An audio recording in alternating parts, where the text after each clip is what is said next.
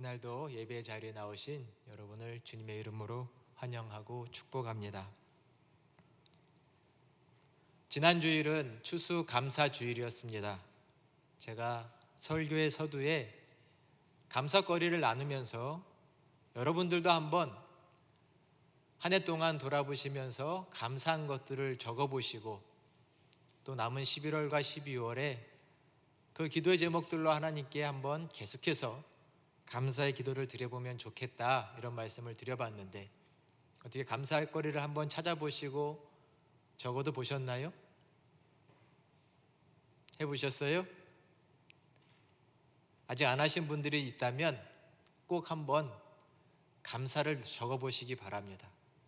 감사를 적는 순간, 하나하나 기록해 보는 순간 내 마음이 하나님의 은혜로 꽉 찬다는 것을 느끼실 겁니다.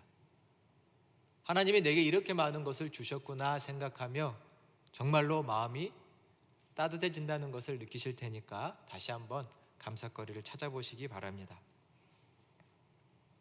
오늘은 오래 참으시겠느냐라는 제목으로 하나님 말씀을 나누려고 합니다. 코로나19로 모든 사람이 참 어려운 때를 보내고 있을 때에 한 치킨집을, 조그만 치킨집을 운영하는 사장님이 여름철에 과거를 좀 떠올리면서 이런 생각을 했습니다.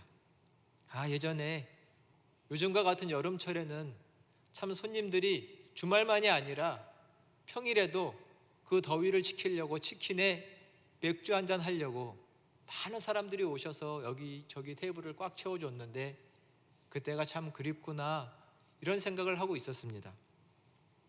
그나마 배달로 주문이 들어오지 않았다면 정말 문을 닫을 뻔한 어려운 상황들이었습니다. 주문이 있어서, 배달이 있어서 간간히 버틸 수 있었던 거죠.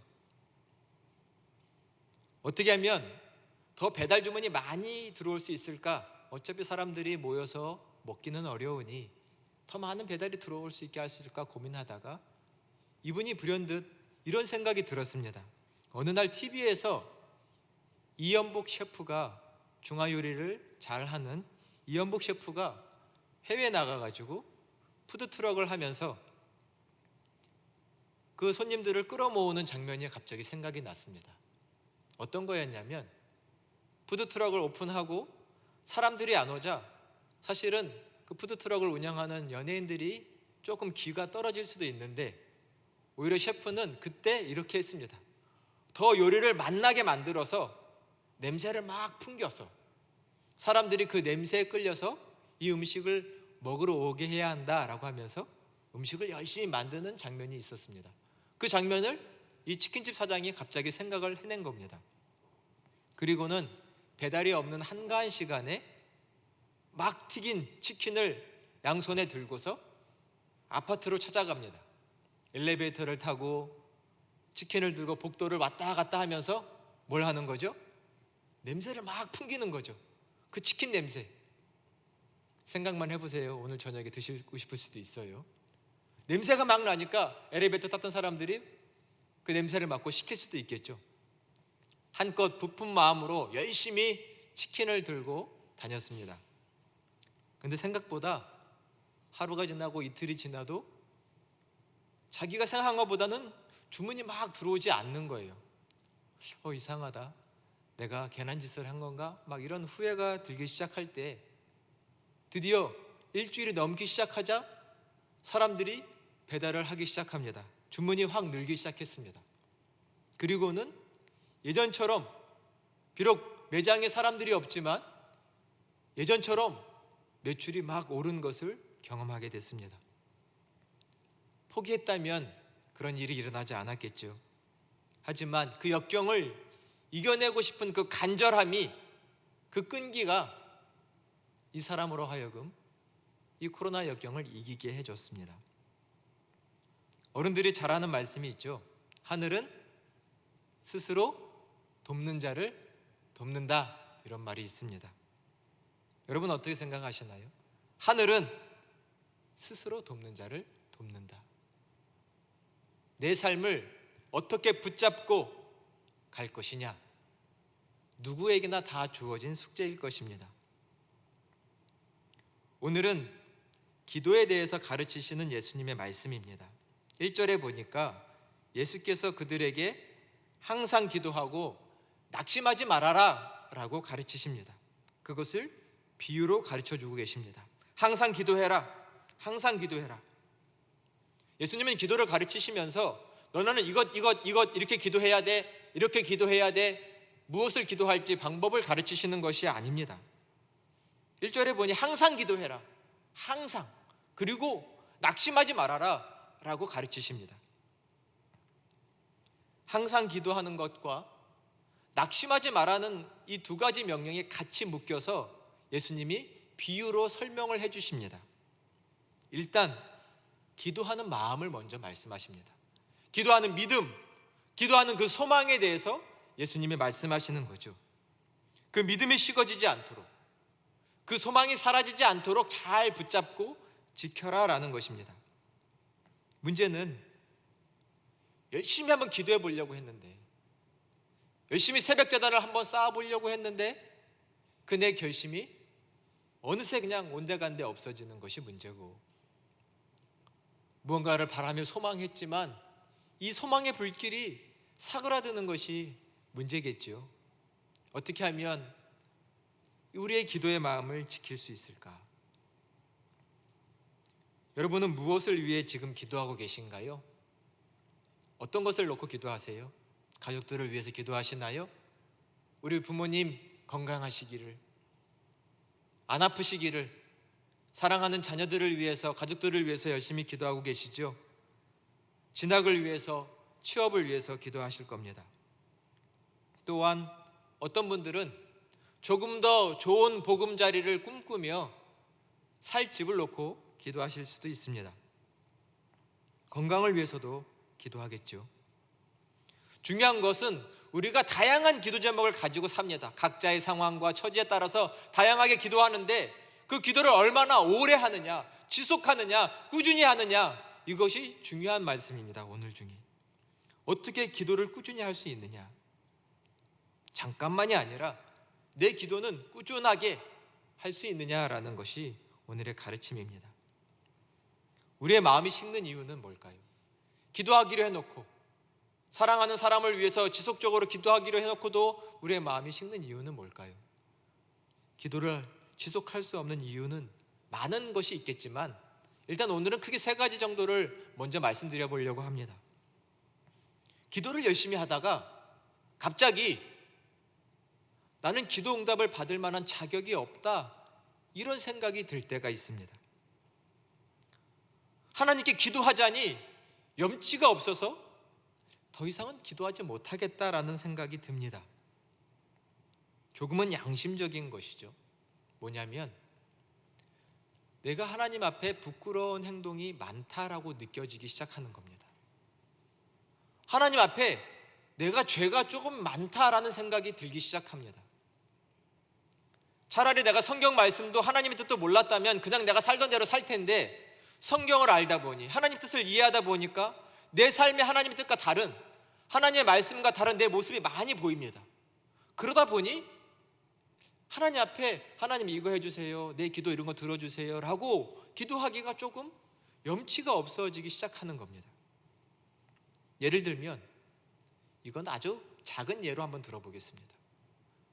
우리가 어느 날 길을 하다가 정말 어려운 노숙인이 도움의 손길을 청하면서 내게 부탁을 하고 한 끼를 조금 도와주십사 했는데 내가 뿌리쳤습니다. 이런 경험이 있으시기도 하죠. 분명히 내 주머니에, 내 지갑에 그분을 도와드릴 만한 10,000원, 20,000원 있었는데 그분을 도와드리지 않고 그냥 뿌리치고 왔습니다. 물론 내 마음이 절대 편하진 않습니다. 내가 예수님 믿는 사람인데 왜 그랬지?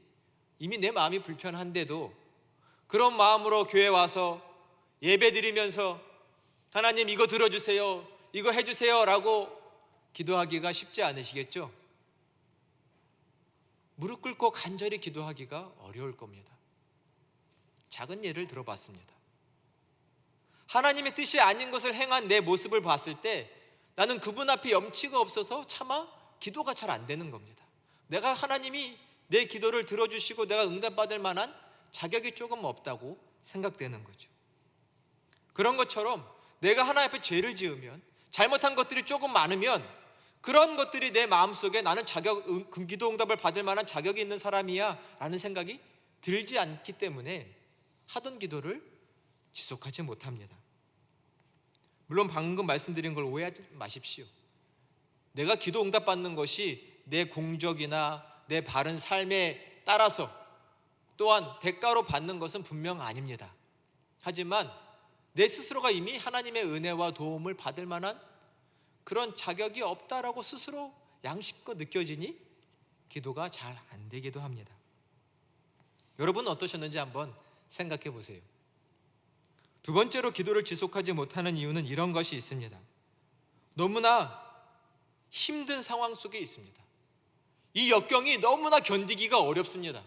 답답한 현실 속에 있습니다. 사방이 막혀 있는 것 같습니다. 이리 뛰어가도 방법이 없고 저리 뛰어가도 방법이 없습니다. 온갖 방법을 다 찾아도 도대체 길이 뚫릴 생각을 하지 않습니다. 너무나 답답한 현실 속에 있습니다. 분명히 하나님은 전능하신 하나님이라고 해서 내가 그분께 기도했는데 이 내 답답한 현실은 절대로 지금은 전혀 바뀔 생각을 하고 있지 않으니 나도 모르는 사이에 하나님을 향한 신뢰의 마음이 식어지기 시작합니다. 의심이 드는 거죠. 하나님, 그분은 내 삶에 관심은 있으신 건가?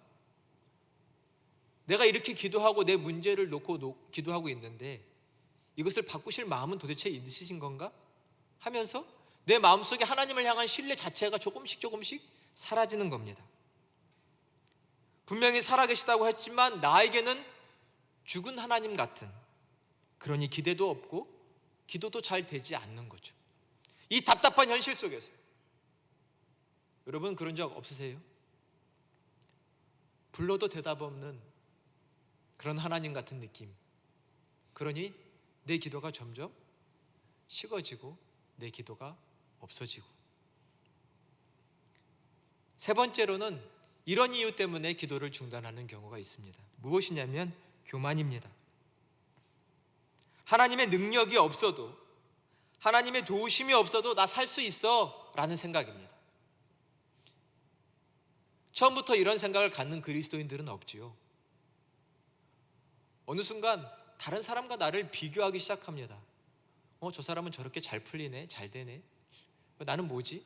나는 왜 안 되는 것 같지? 이런 비교하는 마음이 어느 순간 내 안에 들어왔는데 이 비교하는 마음이 내 안에 자리를 잡기 시작합니다. 마치 뱀이 꽈리를 들고 앉아있는 것처럼 비교하는 마음이 내 속에 생각이 들어옵니다. 저 사람은 예수님도 안 믿는데, 하나님도 안 믿는데 잘 풀리네. 나는 뭐지?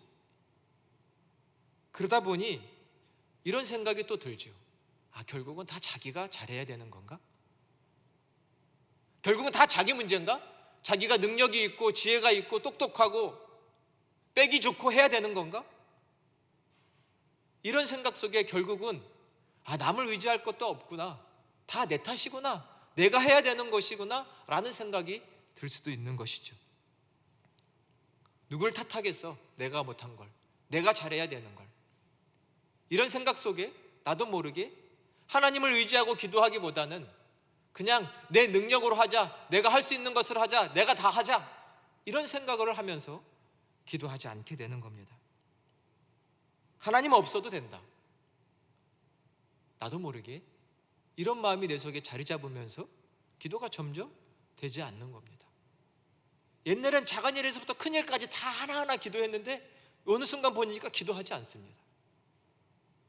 예전에는 길을 가면서도 기도했는데, 어디 가기를, 버스를 타고도 차를 타고도 안전하게 가기를 위해서 기도했는데 지금은 그런 거 놓고는 기도도 안 합니다.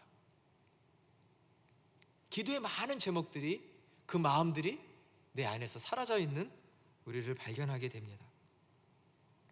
오늘 말씀해 보니 항상 기도하고 낙심하지 말아야 한다라고 예수님 말씀하시면서 비유로 그 기도가 얼마나 중요한지를 강조하십니다.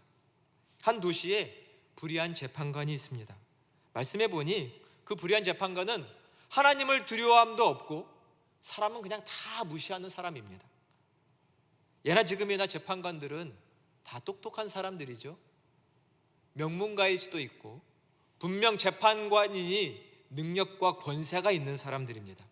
그의 재판 하나에, 판결 하나에 많은 사람들의 삶이 좌지우지되는 나름 힘 있는 사람이 이 재판관이죠. 또 한 과부가 나옵니다. 이 과부는 이 재판관을 찾아와서는 이 원수의 원한을 좀 풀어달라고 찾아와서 사정사정하는 과부입니다. 과부는 지금과는 다르게 예전의 과부는 정말로 살기가 어려웠습니다. 과부의 마음은 과부가 안다고 그런 말들이 있죠. 예전의 과부는 부모님이 없는 고아처럼 사회적인 약자로 동등하게 취급을 받았습니다. 지금은 남편이 없는 여성들도 자기의 번듯한 직장을 갖고 살아갈 수 있지만 예전 성서시대에는 여성들은 번듯한 직장을 하나 갖기가 어려운 시대였습니다. 허드렛 일을 하고 남의 일에 가서 가사를 돕는 정도로 생계를 유지하는 매우 어려운 삶을 사는 게 이 과부였죠. 이렇게 살아가는데 문제는 뭐냐면 이 과부에게 억울한 일까지 겹쳤습니다. 얼마나 억울했든지 원수 같은 사람이 생긴 겁니다. 그 원수놈 때문에 내 마음속에는 원한이 가득 찼습니다. 원한이 꽉 차서 이것을 풀지 않으면 살 수 없는 어떤 그런 여성입니다. 힘도 없고 백도 없고 아무것도 할 수 없는 이 여인은 할 수 있는 것이라고는 재판관을 찾아가서 내 원한 좀 들어주시고 풀어달라고 사정사정하는 겁니다. 이렇게 억울한 일을 당했으니 좀 잘 살펴봐 주시고 잘 처분해달라고 부탁하는 일밖에는 없습니다. 살다 보니 이런 일 저런 일도 당하는구나, 좀 표현이 그렇지만 좀 재수없게 똥 밟았다, 이렇게 하고 넘길 수 있는 일이 아닙니다. 원한입니다. 원한이 가득 차서 풀지 않으면 살 수 없는 여인입니다. 이런 여인이 재판관을 찾아간 것이죠. 재판관은 불의한 재판관이라고 오늘 말씀합니다. 딱 보니까 별 대단한 일이 아닙니다. 이런 일 가지고 나를 이렇게 귀찮게 해. 또 과부입니다. 한 과부가 부탁하는 것이니 그냥 대충 무시하고 넘기려고 했습니다. 뭐 내게 큰 득이 되지 않겠다라고 생각을 하는 것이죠. 이거 뭐 이런 사건 가지고 심의하고 다시 재판 열어봤자, 판결해봤자 내게 득될 것도 하나도 없는데 뭘 들어주나, 이런 생각으로 그냥 귀찮아서 미루고 또 미뤘습니다. 불의한 재판관에게 사회적인 공의나 공일 같은 마음은 없었던 것이죠. 이런 상황에서 과부가 할 수 있는 것은 뭘까요? 밤이고 낮이고 찾아가서 제발 한 번만 도와주세요, 제발 한 번만 도와주세요 간청하는 겁니다. 밤이고 낮이고 찾아가서 제발 사정사정하는 것이죠. 청을 들어줄 때까지 하는 겁니다. 들어줄 때까지. 이 문제가 해결되지 않으면 화병으로 죽을지도 모르는 내 간절한 상황을 호소하는 거죠. 재판관이 새로운 마음을 결단합니다. 이 여자의 청을 들어주기로 한 거죠. 오늘 본문인 우리 4절과 5절의 말씀을 다시 한번 같이 봉독하도록 하겠습니다. 4절과 5절의 말씀입니다. 그가 얼마 동안 듣지 아니하다가 후에 속으로 생각하여 내가 하나님을 두려워하지 않고 사람을 무시하나 이 과부가 나를 번거롭게 하니 내가 그 원한을 풀어주리라. 아멘. 나를 번거롭게 괴롭게 하니까 내가 풀어주겠다, 그 원한을 풀어주겠다라고 마음을 고쳐먹은 겁니다. 그렇지 않으면 늘 와서 나를 귀찮게 할 것을 뻔히 알기 때문입니다. 내 원한을 풀어줘야겠다, 저 여자의 원한을. 안 그러면 나를 괴롭게 할 거다. 이 재판관은 분명히 이 여자를 향한 동정의 마음이 생긴 거 아닙니다. 갑자기 사정을 들어보니까 그 원수는 악질 중에 악질이구나, 내가 해결하지 않으면 안 되겠구나, 이런 정의감이 생긴 것도 아닙니다. 말씀해 보니 나를 번거롭게 하고 귀찮게 하니 빨리 어서 해결해 줘야 되겠다. 이 여자는 내가 몇 번 만류한다고 떨어질 여자가 아니구나, 이럴 바에는 어서 해결을 해주자, 더 만류했다가는, 더 거절했다가는 내 체면까지 깎일지 모르니 어서 들어주자. 이런 마음으로 이 원한을 풀어주기로 한 겁니다. 분명 불의한 재판관이죠. 하지만 결국 이 가난한 과부는 자기의 원한이 풀어지게 됐습니다. 해결이 됐습니다. 이 비유를 말씀하신 예수님의 이유가 뭘까요? 하나님께 기도 응답 받을 때까지 끝까지 하나님께 붙잡고 늘어지라는 얘기일까요? 그런 기도인가요? 끝까지 기도해라? 하나님이 응답하실 때까지 하나님을 귀찮게 해서 내 기도를 들어주지 않을 수 없게 만들어라, 이런 말씀일까요?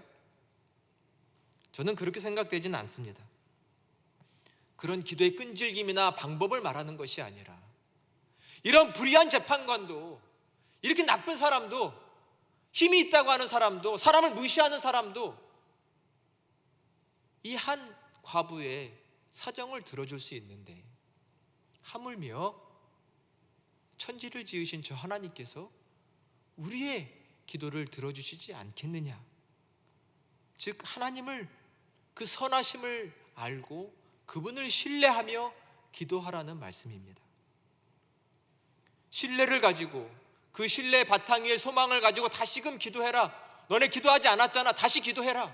기도하지 못했으니 다시 기도해라 라는 마음으로 예수님은 이 말씀을 하고 계신 겁니다. 우리 6절과 7절의 말씀도 같이 한번 봉독을 하도록 하겠습니다. 6절과 7절입니다. 주께서 또 이르시되 불의한 재판관이 말하는 것을 들으라. 하물며 하나님께서 그 밤낮 부르짖는 택하신 자들의 원한을 풀어주지 아니하시겠느냐. 그들에게 오래 참으시겠느냐. 아멘. 이 방금 읽은 말씀에서 저는 중요한 한 단어를 찾아보라고 한다면 하물며라고 말하고 싶습니다. 하물며 하나님께서 오래 참으시겠느냐. 저 불의한 재판관도 들어주는데 하물며 하나님이 안 들어주시겠느냐라는 겁니다. 하나님을 그렇게도 모르냐. 예수님의 이 하물며라는 말씀 속에는 예수님이 하나님에 대한 이해가 아주 가득가득 농축되어서 느껴집니다. 하늘 우주 만물을 창조하신 너희 아버지께서 하물며 안 들어주시겠느냐. 선하시고 긍휼이 많으신 하나님께서 하물며 안 들어주시겠느냐. 하물며 아들 예수를 우리를 위해서 이 땅에 보내주신 하나님께서 들어주시지 않겠느냐. 하나님이 어떤 분이신데 너희 기도 안 들어주실까 봐 그렇게 걱정하고 그렇게 기도를 쉽게 끊었냐. 예수님의 이 말씀을 내게 주신 말씀으로 들으시기를 간절히 축원합니다. 다시금 기도해라 라는 말씀입니다. 기도를 쉬었다면 이제는 기도하자. 하나님께 기도하자. 그분은 우리의 아버지셔서 우리의 원한을 풀어주시고 우리의 모든 소원을 들어 응답하시는 분이라는 말씀입니다. 그분은 사랑이 많으신 분이니까 응답하신다는 말씀입니다. 기도한다는 건 신뢰하는 마음으로 내 마음을 아뢰는 거고, 기도한다는 건 그분과의 관계를 바르게 쌓는 것을 말합니다. 하나님께서 우리가 기도하기를 바라신다면, 내가 기도하기까지 기다리신다면 그것은 나랑 사랑의 관계를 맺고 싶기 때문에 그러시는 겁니다. 단순히 옛다 주마 이게 아니라 나는 기도하고 그분의 선하심과 그분의 한결같으심을 경험합니다. 내 마음이 그분께 전달되고 그분의 마음도 내게 전달되는 이러한 관계가 기도 가운데 형성되는 거죠. 하나님이 우리의 기도를 들으신다면, 기다리신다면 그것은 나랑 사랑의 관계를 맺기를 원하시기 때문입니다. 이것을 주고 말고가 중요한 게 아니라 하나님과 나와 사랑의 관계가 깊이 생기는 것이 중요합니다. 하나님 없는 기도 응답, 하나님 모르는 기도 응답에 뭐가 의미가 있겠습니까? 하나님을 사랑하는 자녀들에게 내가 너를 얼마나 사랑하는지 아느냐, 내가 너를 얼마나 생각하는지를 아느냐, 이것을 하나님은 알게 해주시기를 원하는 거죠.